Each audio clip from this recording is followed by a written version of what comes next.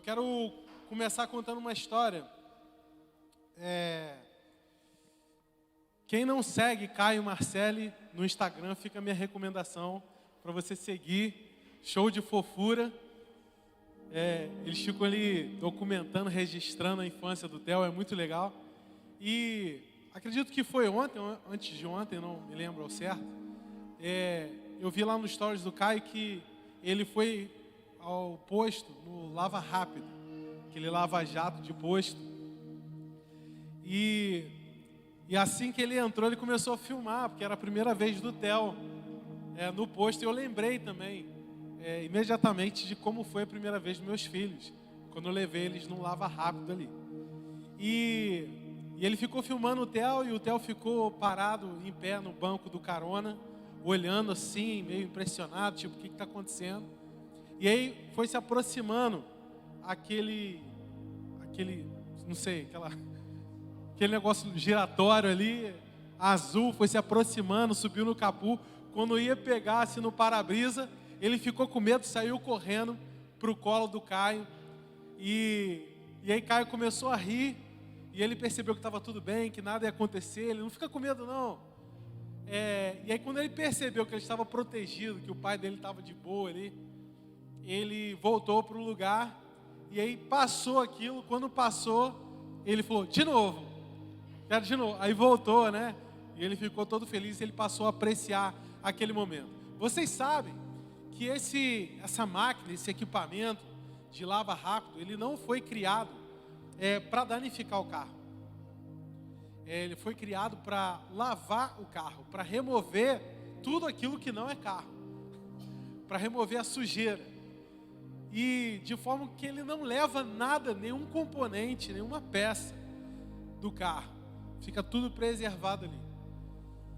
E isso para mim, eu lembrei imediatamente também da experiência que eu tive com meus filhos, foi muito similar.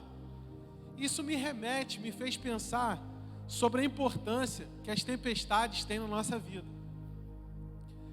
E eu quero compartilhar com você alguns pensamentos a respeito da tempestade. Eu chamei essa mensagem de batismo da tempestade.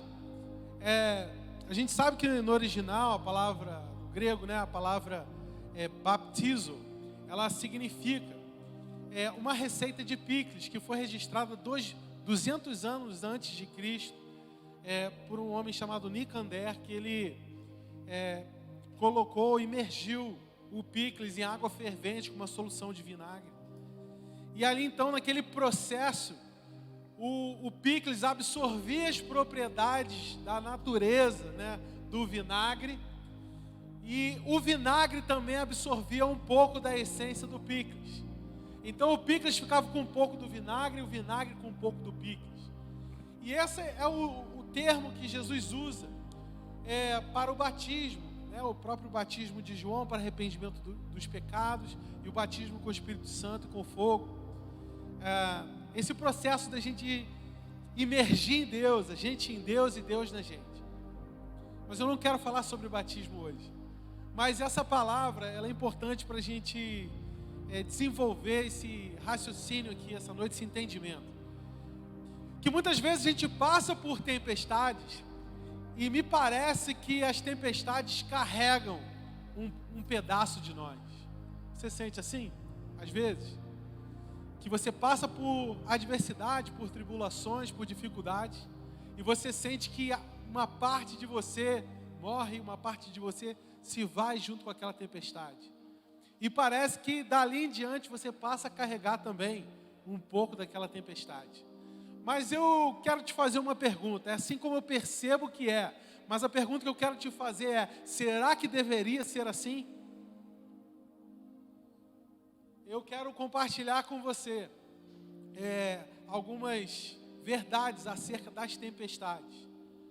E com isso, a gente desenvolveu um entendimento da importância das tempestades. Porque quando a gente não tem consciência que o Pai está conosco, que Jesus está conosco dentro do carro, ou quem está dentro de nós em meio às tempestades, nós sucumbimos ao medo.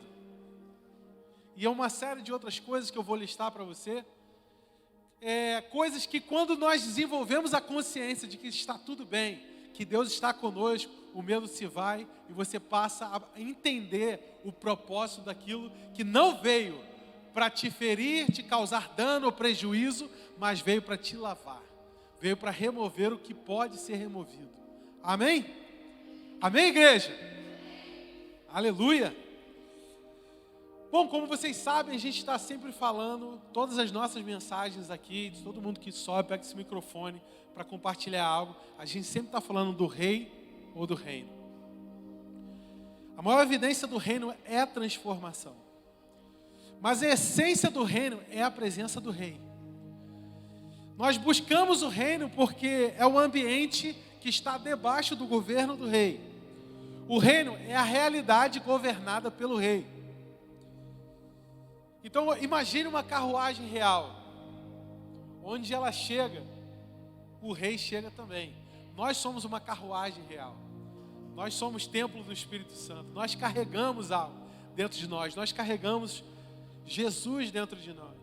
Nós carregamos uma definição de reino no nosso interior, porque o reino não é comida, não é bebida. Ninguém vai poder dizer o reino está aqui ou está acolá, porque o reino está dentro de vós. Palavras de Jesus. O reino está dentro de nós.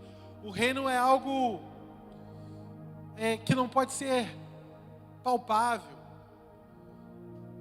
É algo incomensurável. É algo inefável. Algo que está além da simples percepção dos nossos sentidos. Ou além da nossa razão. O reino é algo muito precioso que nós carregamos em nós, porque em nós está o rei. Quem carrega o rei diz aleluia, por favor. Chuvas, tempestades e ventos são a linguagem figurada na Bíblia, em muitos lugares, simbolizando adversidade. Existem pessoas que condicionam a sua quietude interior à calmaria das circunstâncias. Ou seja, eu só vou estar tranquilo se as minhas circunstâncias ao meu redor estiverem. Então, a paz, que deveria ser a definição do reino que elas carregam dentro de si, não está associada à presença do rei. Em muitas situações, nós permitimos que a nossa tranquilidade interior esteja refém das circunstâncias. Mas Deus está mais interessado no nosso coração do que na nossa condição. Repita comigo: Deus está mais interessado no meu coração do que na minha condição. Lava Jato não foi criado para danificar o carro, apenas para remover o que não pertence ao carro. Sujeira, poeira, lama e aquilo que embaça a visão. Eu já entrei em alguns lava-rápidos muitas vezes, porque estava voltando da praia e tinha muita maresia, e aquilo fica preso no para-brisa, uma espécie de gordura. Você passa água e simplesmente não muda nada, fica embaçado. E você precisa do detergente ou do sabão usado nessa experiência para remover aquela gordura, remover aquela maresia que embaça a nossa visão. E uma pessoa com visão embaçada entra numa condição de desorientação. E a primeira coisa que eu quero falar, tenho 5 pontos para compartilhar com você. O primeiro deles que eu quero falar com você é uma verdade acerca das tempestades. É a aliança que Deus fez com o homem acerca das tempestades. Isso é fundamental, isso é um alicerce aqui para o nosso entendimento essa noite. Gênesis capítulo 7, versículo 11, diz o seguinte: eu estabeleço a minha aliança convosco, não será mais destruída toda a carne pelas águas, e nem haverá mais dilúvio para destruir a terra. Então, desde Gênesis capítulo 7, versículo 11, alguns teólogos concordam que aproximadamente 5.000 anos atrás, alguns arqueólogos também buscam evidências de que há 5.000 anos atrás houve uma grande inundação em toda a terra. E há 5.000 anos Deus tem um compromisso. Ele não vai usar tempestades para causar dano. Ele não usa tempestades para trazer prejuízo. Amém? Essa é uma verdade essencial e fundamental. Eu quero rapidamente, o segundo ponto é te mostrar os elementos de uma tempestade. A gente vê vento, chuva, ondas, frio, escuridão. E a gente sabe que essas coisas afetam diretamente o que eu sinto, o que me atinge, o que eu não consigo controlar, o que me faz tremer, confusão e desorientação. Nós sabemos que uma tempestade tem o potencial de afligir essas consequências. Mas nós acabamos de ver que Deus fez uma aliança com o homem para que isso não aconteça. Eu quero agora compartilhar com você 3 tipos de tempestade que nós passamos. Quais são os tipos de tempestades possíveis? O primeiro tipo de tempestade que nós passamos é uma verdade acerca das tempestades. É a tempestade que vem sobre todos. Existe um tipo de tempestade. A tempestade que todos estão sujeitos. Ninguém pode escapar. Mateus 7, de 24 a 27, diz o seguinte: portanto, quem ouve minhas palavras e as pratica, é como um homem prudente que construiu a sua casa sobre a rocha. Caiu chuva, transbordaram os rios, sopraram os ventos e deram contra aquela casa, e ela não caiu, porque tinha seus alicerces na rocha. Veja, quem construiu a casa sobre os alicerces da rocha, isso não foi suficiente e tornou a pessoa isenta de passar por tempestade.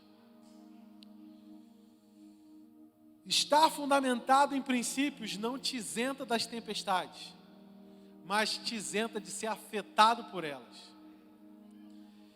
Mas o que ouve as minhas palavras e as pratica, ou seja, quem anda nos princípios, quem não anda nos princípios é como um insensato que construiu a sua casa sobre a areia. E caiu a chuva, transbordaram os rios, sopraram os ventos e deram contra aquela casa, e ela caiu, e grande foi a sua queda. O fato de ter construído a sua vida, sua casa, seu casamento, seus negócios, sobre os princípios do reino, não garante que você não vai atravessar tempestade. A tempestade, ela não faz distinção de princípios, mas ela revela o coração. Esse é o tipo de tempestade que todos passam. Todo mundo aqui já passou ou vai passar por tempestades. A diferença de quem não será afetado ou será afetado é simplesmente uma coisa: praticar os princípios da palavra. Esse tipo de tempestade todos estamos sujeitos.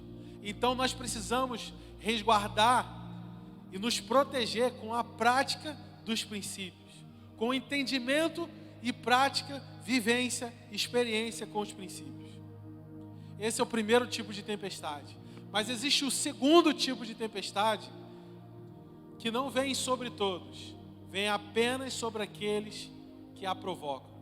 Existe um tipo de tempestade, é o tipo de tempestade que nós provocamos.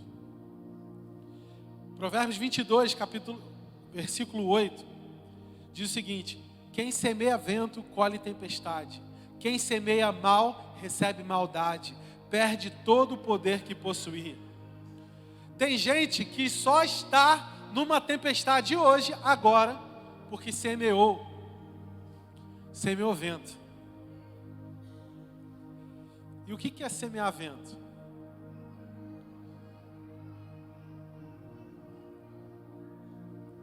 O versículo continua: quem semeia mal, quem semeia o mal. Se a gente pudesse, não é a exegese exata aqui do texto, mas se a gente pudesse comparar isso aqui a proferir palavras ao vento. Tem gente que está passando por tempestades que cavou, que provocou. Que tipo de pessoas são essas? Gente que semeia dívidas. Quem semeia dívida vai colher tempestade, sim ou não? Quem semeia contenda e calúnia vai colher o quê, gente? Quem semeia pecado vai colher a morte. Quem semeia murmuração vai ser governado por Satanás. Quem semeia vícios e maus hábitos vai colher o quê? Então tem pessoas que estão vivendo hoje, aqui entre nós, que estão atravessando tempestades que são diretamente determinadas por suas escolhas, por suas decisões, pelas suas más decisões. Êxodo, capítulo 9, versículo 24, nós vemos aqui uma passagem que Faraó passou por uma tempestade. E uma tempestade que foi causada pela dureza do seu coração. A Bíblia diz: caiu granizo, raios cortavam os céus em todas as direções. E nunca houve uma tempestade de granizo como aquela em todo o Egito, desde que se tornou nação. Faraó atravessou a maior tempestade, não só que ele viveu, mas todo o seu país viveu uma grande tempestade por causa da dureza do seu coração. Existe um tipo de tempestade que as pessoas estão atravessando por causa da dureza do seu coração. Nós vemos um outro exemplo, Jonas, capítulo 1, de 3 a 4. Nós vemos que ventos se arremeteram contra a embarcação que ele estava. A Bíblia diz: Jonas se dispôs, mas para fugir da presença do Senhor. Que disposição, hein? E tendo descido a Jope, achou um navio que ia para Tarsis. Pagou a sua passagem e embarcou nele, para ir com eles para Tarsis, longe da presença do Senhor. Mas o Senhor lançou sobre o mar forte, um forte vento, e fez-se no mar uma grande tempestade, e o navio estava a ponto de se despedaçar. Deus não tinha no trajeto uma tempestade para Jonas, mas Jonas foi em direção à tempestade. Foi em direção contrária à vontade de Deus. Andar e caminhar em direção contrária ao plano de Deus para a sua vida vai inevitavelmente te colocar em tempestades. São as escolhas erradas que você faz, é o orgulho do seu coração, é a dureza do seu coração, é a sua vaidade, é as suas paixões, os seus desejos que vão te conduzindo para uma tempestade. E aí de repente você está no meio de uma tempestade e fala: meu Deus, eu vou morrer. A tempestade nunca veio e não foi criada há 5.000 anos. Deus assumiu uma aliança para que ela não te causasse dano. Mas as que você provoca vai carregar tudo de você. Vai te colocar literalmente na barriga da baleia. Nas profundezas, na vala, na lama. E existe o terceiro tipo de tempestade, que é a tempestade que você atravessa só porque você está associado a quem provocou tempestades.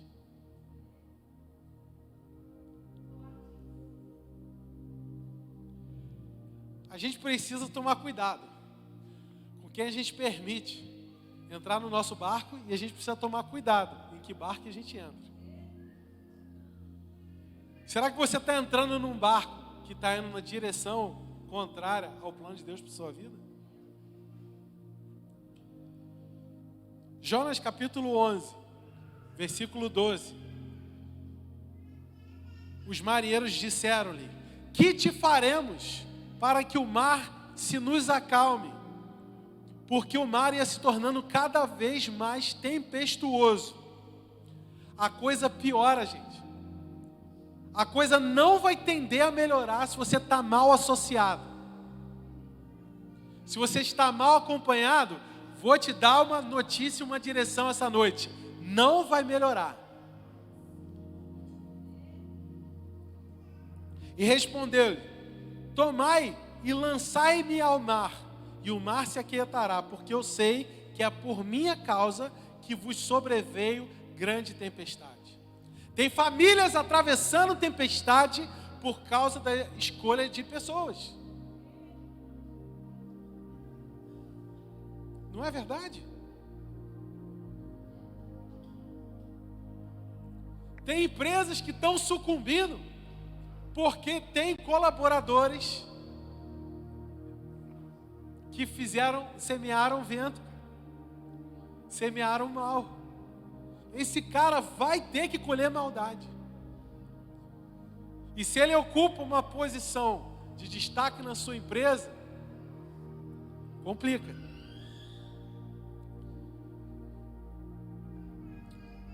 Atos 27, de 9 a 11. Um outro trecho, uma outra passagem. Paulo estava aprisionado e ele foi colocado sobre cargo de um centurião e eles iam fazer uma viagem, uma jornada. E essa jornada era saindo em direção à Itália. E eu vou ler o texto aqui, 27, 9 a 11. Depois de muito tempo, tornando a navegação perigosa, e já passado o tempo do dia do jejum, admoestava Paulo dizendo: Senhores, estou falando, senhores, vejo que a viagem vai ser trabalhosa, com dano e muito prejuízo, não só da carga, mas como navio e também da vossa vida. Não vamos entrar por aí. E davam mais crédito ao piloto e ao mestre do navio do que ao que Paulo dizia. Olha que interessante. Não poderia ter acontecido com Paulo o que aconteceu com os marinheiros que estavam com Jonas, mal acompanhados. Mas Paulo fez o alerta: olha, essa embarcação está indo numa direção contrária ao plano e projeto de Deus.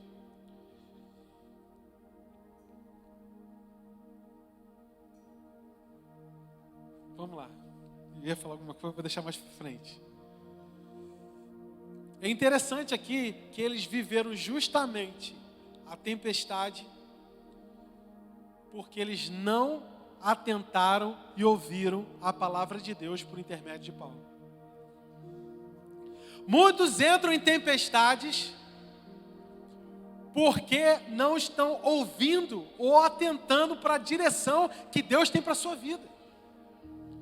Sai conduzindo a sua vida de qualquer maneira, decidindo racionalmente, decidindo emocionalmente.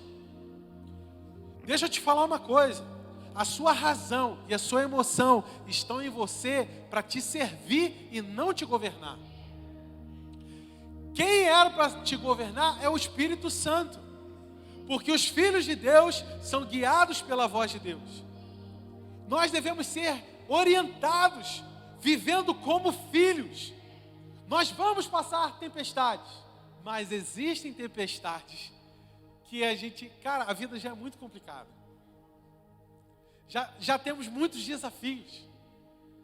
Para que semear vento?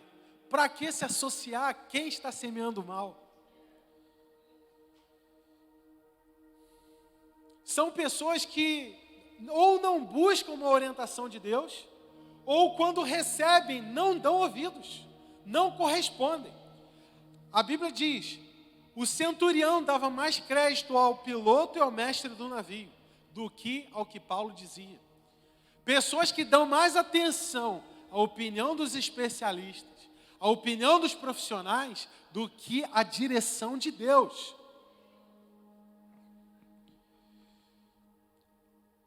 Você vê que nessa condição, no final, vou ler o texto para vocês, Jesus não prometeu salvar o barco, Deus prometeu salvar você.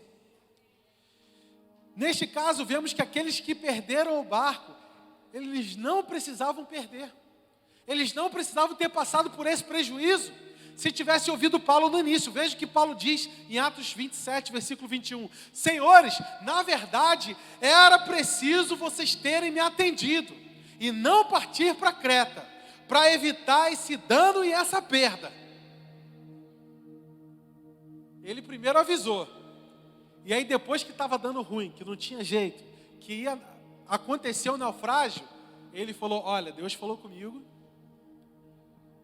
que vai salvar todo mundo. Mas peraí, antes de eu falar aqui o que Deus falou comigo, eu avisei. Eu avisei lá antes. Ouve a direção de Deus. Busca a palavra de Deus. Seja orientado pelo Espírito Santo. E eu essa noite estou te avisando. Busque a orientação do Espírito Santo. Seja guiado pela vontade de Deus. Estou te avisando. Porque senão a tempestade vai levar mais do que sujeira. Porque senão o lava-jato vai levar mais do que simplesmente a lama e a poeira. A tempestade não foi criada para isso. Mas ela vai poder levar isso, se você não viver de acordo com a vontade de Deus. Sabe por quê? Porque no mundo jaz o maligno. Quem não tem meio termo, não tem um lugar no meio do caminho. Ou você está debaixo da bênção, do governo de Deus, ou você está fora disso. E se você está fora disso, você está debaixo do quê? Não tem meio termo. A Bíblia é clara quando diz que o Deus desse século lhe cegou o entendimento. É clara quando Jesus foi tentado por Satanás e Satanás prometeu os reinos desse mundo.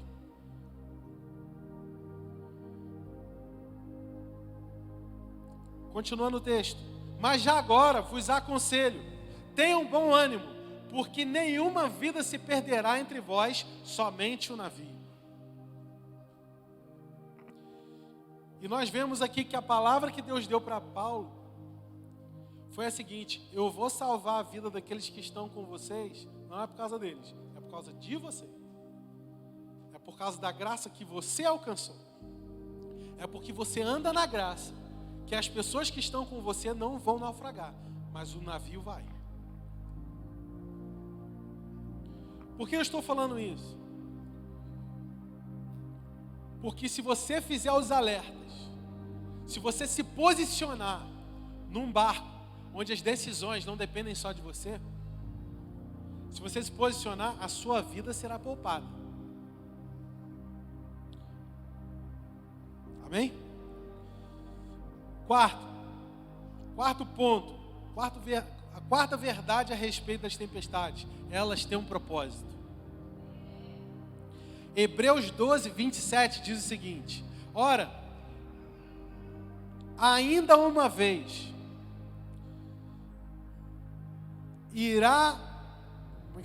ainda uma vez indica a remoção das coisas que podem ser abaladas, isto é, as coisas criadas repita comigo, para é propósito, tá? Para que permaneça o que não pode ser abalado. Ainda mais uma vez, céus e terra serão abalados. Isto é, as coisas criadas poderão ser abaladas, para que permaneça o que não pode ser abalado. A tempestade vem para abalar o que pode ser abalado. Se a sua confiança está nos recursos, então os recursos serão abalados. Se você confiar em Deus, você não será abalado. Muitos fazem menção de carros e cavalos. Eu faço menção do nome do Senhor. Isabela já pregou e usou esse exemplo de Michelangelo, que olhava para uma rocha e ficou ali, as pessoas impressionadas com a estátua de Davi que ele fez. E falam, cara, como você fez? Com tantos detalhes, ficaram admiradas, impressionadas. E Michelangelo falou, eu só fico ali horas e horas procurando Davi naquela pedra, ali naquela rocha, naquele mármore. E depois eu só removo tudo que não é Davi.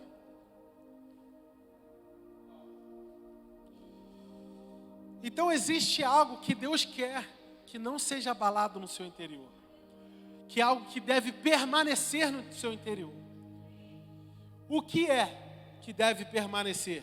1 Coríntios 13:13. Agora, pois, permanecem a fé, repita, fé, esperança e amor. Esses três, porém o maior destes é o amor. Deus quer que algo seja inabalado no seu interior.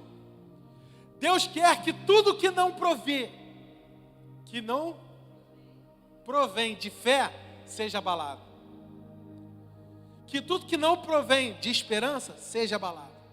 Que tudo que não provém de amor, seja abalado.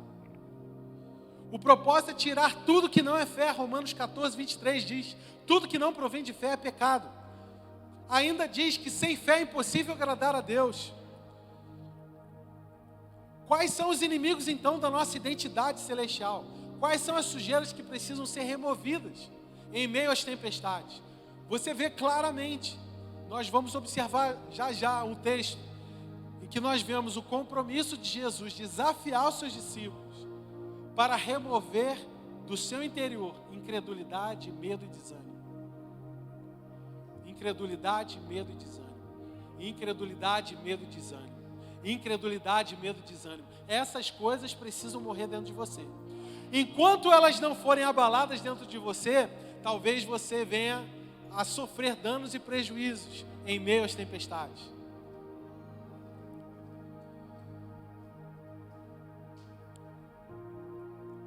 Nós vemos que Paulo e Silas passaram por uma tempestade, uma situação adversa, quando eles foram julgados, sentenciados, condenados, açoitados, presos,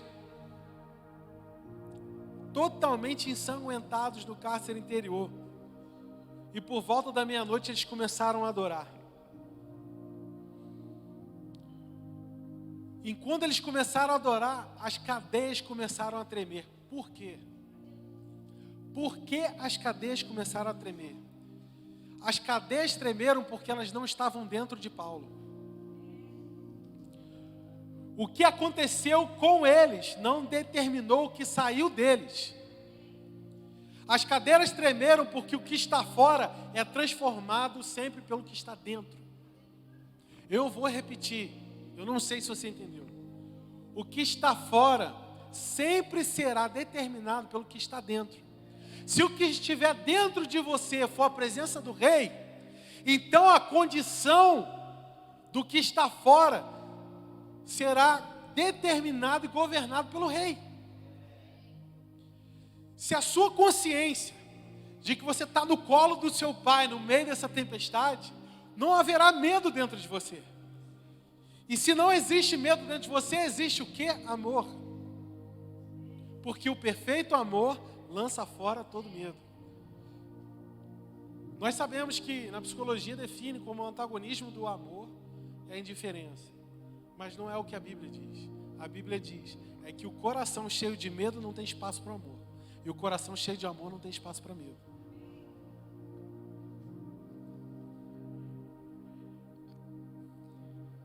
A tempestade só afundou Pedro. Agora em outro episódio, porque Pedro temeu a tempestade. Porque havia dentro dele algo menor do que a condição dele. Entendeu essa relação? Se o que eu tenho dentro de mim é maior, então eu vou poder governar. Se o que eu tenho dentro de mim é menor, então eu serei governado. 1 João 4, versículo 4. Filhinhos, sois de Deus e já tendes vencido, porque o maior é o que está em vós do que o que está no mundo. As circunstâncias são transformadas quando o que você carrega é maior do que o que te afeta. Porque o que te toca é o que você libera. Se sua consciência de Jesus for maior, se a consciência de quem está no carro comigo é maior, eu não vou temer, eu vou aproveitar, eu vou entender o propósito da tempestade e eu vou sair dela promovido. Assim foi com Sadraque, Mesaque e Abednego, que estavam ali na fornalha, e de repente vem aquela má notícia, algo que eles não podiam controlar, eles foram lançados na fornalha. Mas eles saíram da fornalha promovidos. Daniel saiu da cova promovido. Porque o que está dentro é maior do que o que está fora. Provérbios 10, 25 diz o seguinte: passada a tempestade, o ímpio já não existe, mas o justo permanece firme para sempre. Tempestade para um justo, tempestade para um filho de Deus, não é problema, é promoção, é purificação. Se você está passando por uma, pergunte-se. Você deve se perguntar essa noite: as tempestades que eu estou passando, que eu passei, são tempestades do tipo que todo mundo passa? São tempestades que eu provoquei? São tempestades que eu estou passando porque eu estou mal associado? São tempestades que eu estou passando porque eu não ouvi e não busquei a orientação de Deus, e eu decidi permitir que as minhas emoções e as minhas razões tomassem as minhas decisões?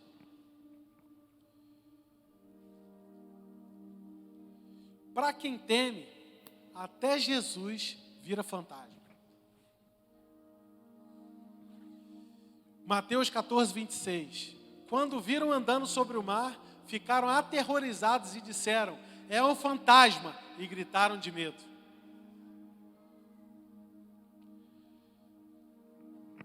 O que te toca é o que você libera. O que eles liberaram? Grito de medo, reação. Por quê? Porque dentro deles, em meio àquela tempestade, ainda existia medo. O medo distorce a sua visão de Jesus. O medo distorce a sua consciência que Ele está contigo, que Ele não te deixa. Jamais te deixarei, jamais te abandonarei. Benjamin falou comigo ontem assim: se a vida te derrubar, aproveita e dorme.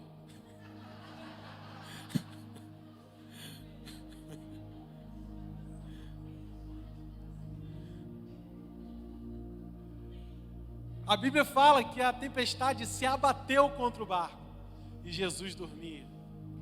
Se a tempestade te abate, durma.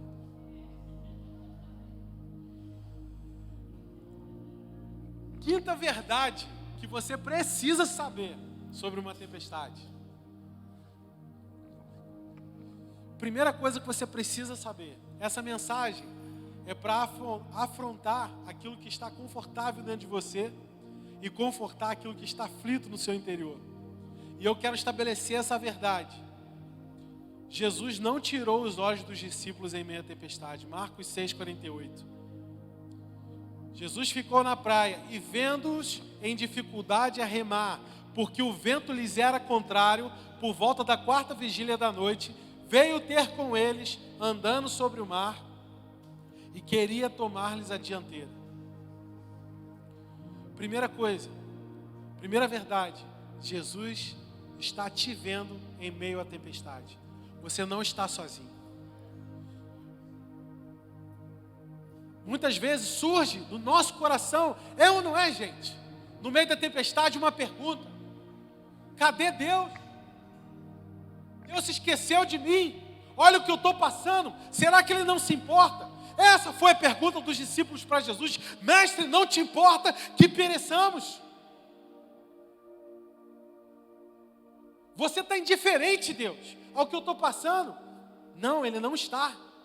Essa é a primeira verdade. Jesus não tira os olhos de você. Em momento nenhum Ele tirou os olhos dos discípulos enquanto eles remavam rumo à tempestade. Segunda coisa, veio ter com eles. Segunda verdade: no meio da tempestade, Jesus não apenas te vê, mas vem ao seu encontro. Ah, como que Jesus vem ao meu encontro, se Jesus já veio, morreu, foi crucificado? Tem uma verdade: eis que estarei convosco todos os dias, até a consumação dos séculos. Ele está conosco, nós temos uma promessa. Ele está conosco nesse carro, não há o que temer.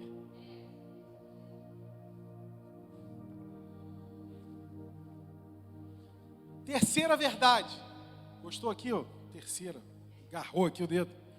Terceira verdade. Ele vem, Ele não apenas te vê, Ele não apenas vem estar com você, mas Ele acalma o seu coração. Quinta verdade, Ele não apenas te vê, Ele não apenas vem ao seu encontro, Ele não apenas acalma o seu coração, como Ele acalma a tempestade.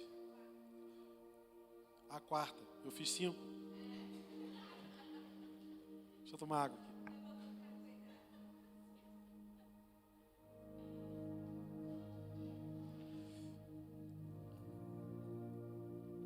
Você sabia que os discípulos passaram pelo menos por 2 tempestades?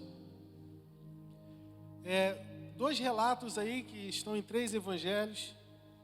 O segundo relato também se encontra em 3 evangelhos. O primeiro está em Marcos 6,45, ou Mateus 14,22, ou João 6,16. Vou ler Marcos, que diz o seguinte: pois ficaram aterrados à vista dele, mas logo lhes falou e disse: tende bom ânimo, sou eu, não temais. E subiu para o barco para estar com eles, e o vento cessou. Ficaram entre si atônitos, porque não tinham compreendido o milagre dos pães, antes o seu coração estava endurecido. Eles tinham acabado de sair da multiplicação dos pães. Eles estavam dentro do mar, em meio a uma tempestade, com o coração endurecido, com o coração cheio de medo e de incredulidade, e desânimo, desesperançoso. Mas a primeira coisa que Jesus fez, Ele não acalmou essa tempestade. Ele acalmou o coração deles, que precisava ser tratado. Você está entendendo? Que se eles estivessem naquele carro com Caio, a sujeira que está no para-brisa, a lama que está no pneu, se chamaria medo e incredulidade e desânimo. É isso que precisa ser removido. Mas você vê que Jesus não acalmou a tempestade, Jesus acalmou eles. Tem tempestades nossas que vão magicamente, instantaneamente passar, se nós aprendermos a confiar e descansar. Meu Deus, tem alguém aqui? E o segundo episódio, Marcos 4,39. E levantando-se, repreendeu o vento e disse ao mar: aquieta-te. E o vento parou e fez grande calmaria, e disse-lhes: por que estavam com medo? Vocês não têm fé?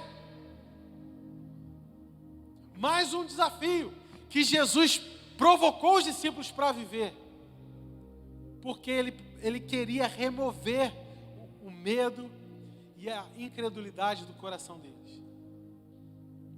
Nesse episódio, Jesus comandou ao vento e a tempestade que cessasse. Às vezes, Deus acalma o mar. Outras vezes, Ele permite a tempestade e acalma você. Quero te dar uma verdade aqui essa noite. A última para a gente terminar. Mais forte do que esse barulho que vocês acabaram de ouvir. Mais impactante. Mais brilhante do que esse metal. Acalme o seu coração e Deus vai acalmar a sua tempestade.